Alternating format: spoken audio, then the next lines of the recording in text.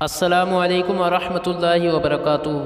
یہ قصہ ہے محبت کی ایک بے مثل داستان کا اور بے مثل محبت پر مالک کی لازوال عطا کا قصہ۔ وہ ایک گمنام بوڑھا شخص تھا جو اپنی مادری زبان بلوچی کے علاوہ کوئی اور زبان نہ جانتا تھا۔ عربی تو کیا، اسے اردو تک نہ آتی تھی۔ اس کی ساری زندگی دوسروں کی بکریاں چراتے ایک جھوپڑی میں گزری تھی، جھوپڑی جو اس کی اپنی زمین پر نہ تھی، سردار کی زمین پر مجبور اور موسموں کی شدت سے شرمسار کھڑی تھی۔ جھوپڑی بس ایسی تھی کہ دھوپ، گرمی، سردی اور بارش نام کو روکتی تھی۔ بابا مگر اسی میں خوش تھے۔ شکوہ کیا ہوتا ہے شاید بابا یہ جانتا بھی نہ تھا۔ جتنا میسر تھا اس سے زیادہ کی اسے پرواہ بھی نہ تھی، نہ اس بات کی پرواہ کہ اس کے پاس پکا چھوڑ موسموں سے بچانے والا کوئی کچا کوٹھا تک نہ تھا، نہ اس کا ملال کہ اس کے پاس زیست کرنے کو معمولی سا سامان بھی نہ تھا، نہ اس کی فکر کہ اس کا روزگار بس اجرت پر دوسروں کی بکریاں چرانا تھا، اس کے سوا کچھ نہ تھا۔ عجیب شخص تھا کہ وہ بکریاں چرانے کی انبیاء کی سنت پر ہی عمل پیرا نہ تھا، اس کے دل میں ایک اور سنت بھی چپکے پل رہی تھی اور بڑھ رہی تھی۔ وہ آرزو تھی سونے کا گھر دیکھنے کی آرزو، زیارت بیت اللہ کی سعادت پا لینے کی انبیاء کی سنت، نبی کی بستی سے آنکھیں ٹھنڈی کر لینے کی سعادت کی آرزو۔ زیادہ راہ اس کے پاس کیا ہوتا کہ جس کے پاس زیادہ زندگی ہی نہ تھا، مگر تمنا تھی اور بڑی محضور تمنا تھی۔ وہ بکریاں چراتا رہا، اجرت پر چرائی بکریوں سے اپنے حصے کے بچے وصولتا رہا۔ جو ہی کوئی ایک اور بچہ اس کے حصے میں آتا، اسے لگتا سونے کا گھر اس کے نصیبے کے کچھ اور قریب آ لگا ہے۔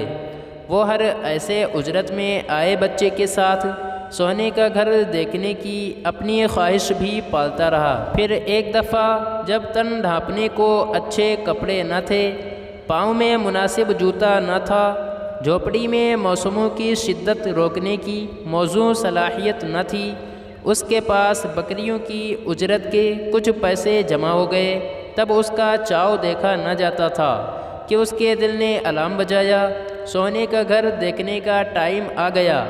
عشق کے امتحان مگر ابھی اور بھی تھے، ابھی محبوب کے ہاں حاضری کا ٹائم نہ آیا تھا۔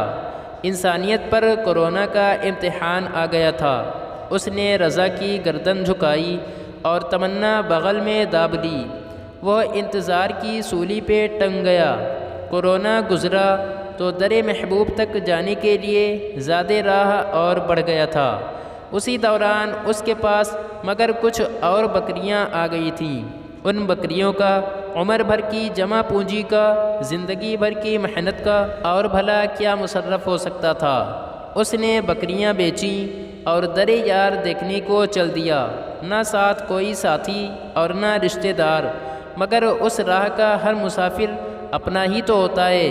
ایک تھیلا بغل میں دابے بالآخر ایک سویر وہ سونے کے مدینے میں کھڑا تھا۔ اسے اپنے نصیبے پر یقین نہ آتا تھا۔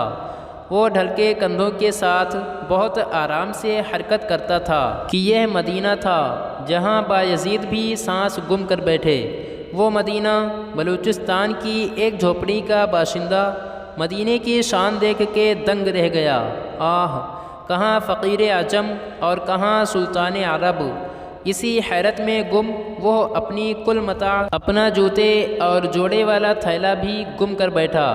عین یہی وہ لمحہ تھا جب وہ کلک ہو گیا، جب وہ اپنے تن کے آخری چیتھڑے بھی سونے کے در پہ گم کر بیٹھا تھا، تو عین یہی وہ لمحہ تھا جب عرش والے کا اس سادہ مزاج محبت کی معراج پر التفات اور قبول عام برس اٹھا تھا۔ عین اسی لمحے آسمانی میڈیا حرکت میں آ جا اور صحابہ کے حلیے والا بزرگ کے نام سے وہ عرب و عجم کے میڈیا پر وائرل ہو گیا۔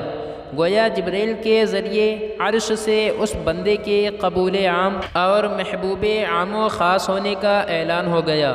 اب خود اسے معلوم نہ تھا کہ وہ جو اپنے تئیں گم ہوا پھرتا ہے اس سے زیادہ مدینہ اور اہل مدینہ کی دنیا میں مشہور کوئی نہیں۔ سبھی جانتے ہیں کوئی 30 لاکھ کے قریب اس بار زائرین ارض مقدس میں تھے، ان میں کروڑ پتی بھی ہوں گے اور ارب پتی بھی۔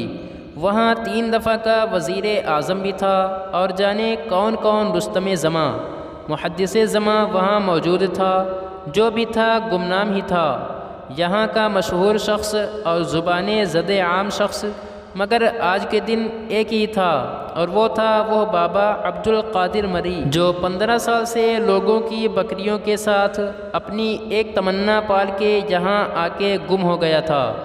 وہ بکری پالتا تھا تو یقیناً اس کا مالک بھی تو بڑا لجپال تھا، اس نے اسے فرش سے اٹھایا اور عرب و عجم میں نامور کر دیا، تاجروں اور تاجوروں سے زیادہ نامور کر دیا۔